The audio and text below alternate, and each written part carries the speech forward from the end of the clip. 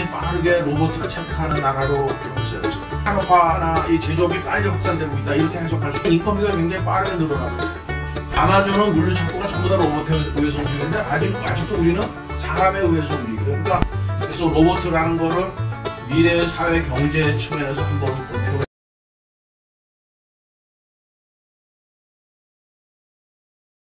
여러 가지 그 사회 경제적인 이슈들이 많이 등장을 하는데 그러나 와중에서 로봇 공학이든지 인공지능이 어떤 식으로 발전했으면 좋겠다 하는 식에 대한 바람 같은 것들을 같이 얘기를 좀 드리는 걸로 하겠습니다. 그래서 오늘 제가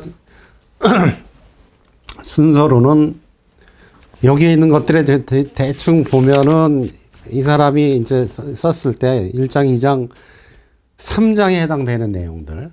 그 다음에 4장, 5장도 저도 잘 몰라요. 왜냐하면은 이거는 너무, 그러니까 뇌과학하고 뭐 이런 쪽에 뭐 이런 쪽이라서 4, 5장 쪽은 스킵하고 6장 정도의 이제 이 내용들이 거의 포함되어 있는 내용들입니다. 그리고 일부 여기에 있는 그 목차에 나와 있는 제목들을 약간 집어넣은 것들이 좀 있어요. 그래서 한번 좀 보시고.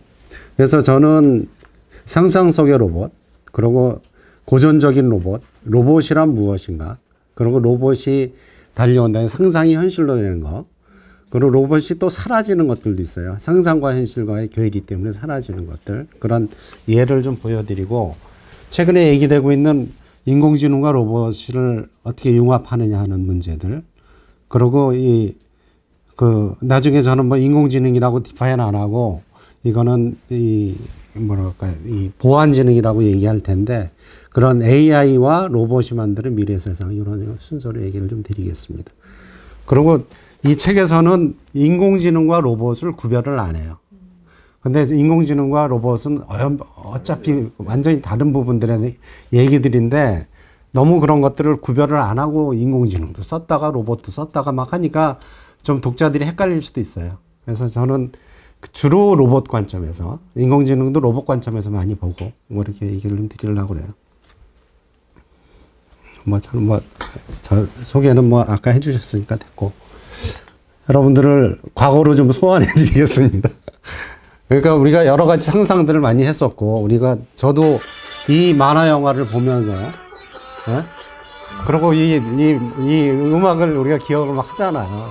로봇 하면 벌써 딱 떠오르는 게, 나라라 아톰, 예전에. 그래서 한번 잠깐만 예전의 기억들을 한번 소환하는 1절까지만 한번 잠깐 보십시오. 그런 로봇들을 우리가 상상을 하고 있었다는 얘기죠.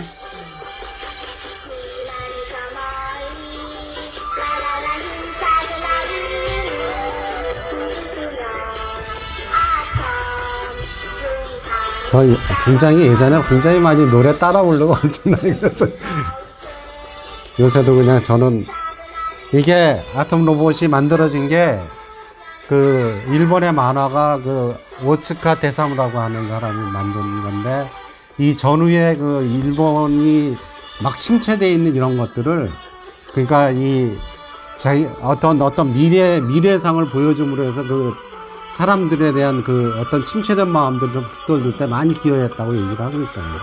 그래서 일본 애들이 로봇을 거의 죽고 못 사는 것들이 오츠카 대사무의 영향들이 되게 크다고 알려져 있습니다. 이거 이제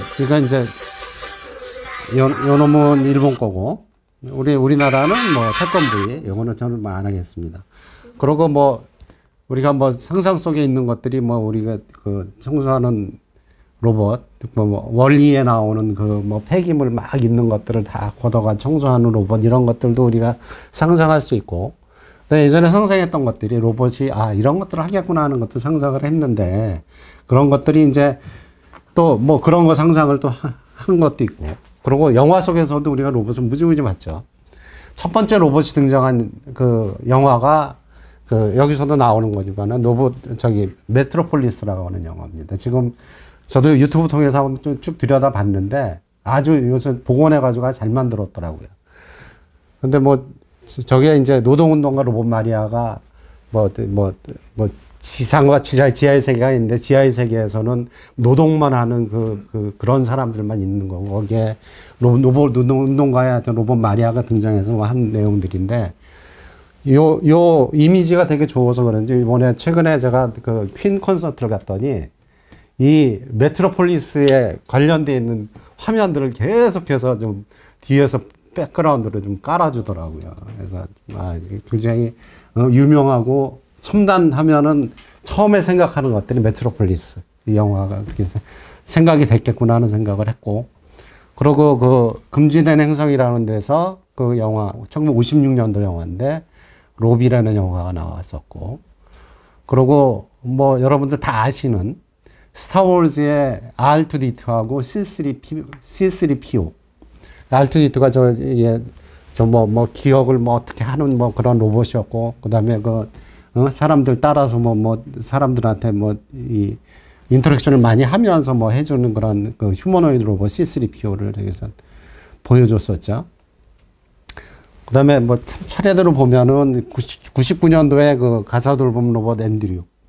이거는 아마 기억을 하실 텐데, 그 어린애하고 같이 있는데 안 늙어가서 나중에 자기가 로봇으로서 인간 시민권을 얻고, 자기가 일부러 자기가 늙어서 같이 그 어린 딸애하고 죽는 그런 내용들이죠.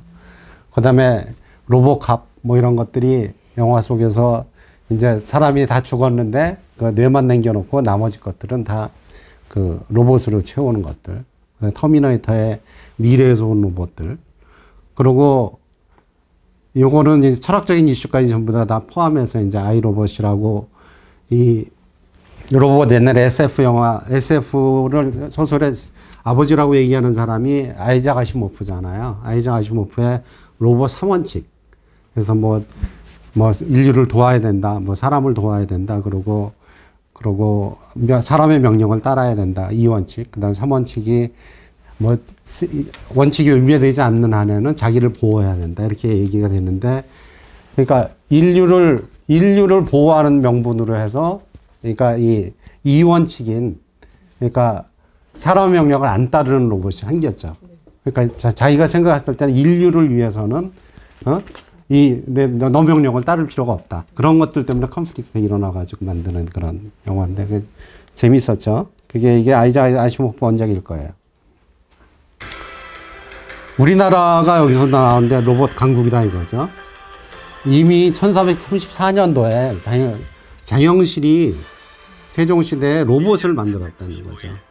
그래서 이제 로봇이 지금 동력원이 여기서는 이제 물시계죠, 실질적으로. 근데 최종적으로는 해가지고 이 인형 15장치 이걸 가지고 로봇이나 다름없다 이거죠. 그리고 이런 것들이 전부 다 이 로봇 메커니즘을 전부 다 하여튼 최초의 로봇 메커니즘을 만든 거라고 생각이 듭니다. 장영루를 그래서 우리는 자랑스럽게 생각을 하는 거죠. 이미 1434년도에 저런 식의 로보틱한 것들에 대한 어떤 오토메타 비슷한 걸 만들었었고, 이것도 재미있는데 프랑스 발명가 자크 보캉송, 이때는 이렇게 살롱 문화들이 굉장히 많이 있었을 때 이런 아주 특이한 물건들을 가져가지고 경매도 하고 하면서 이렇게 했던 것 같아요. 그래가지고 이런 쇼업할 때 제일 먼저 태어난 게 이겁니다, 오토마타로. 그래서 이제 이 복강성에 소화하는 오리인데, 이거는 아마 복원을 하는 것 같아요. 근데 이 400여 개의 기계 부품으로 만들어서 곡물을 받아먹고 그것들을 배설하는 동작들을 전부 다 로봇으로 만들었어요. 그래서 이 사람이 이것만 만든 것도 아니고 또 체스 두는 로봇도 만들었고 여러 가지 있었어요. 근데 오토메타 이제 효시죠. 그리고 이제 따라서 또 한 사람, 내가 이제 일본.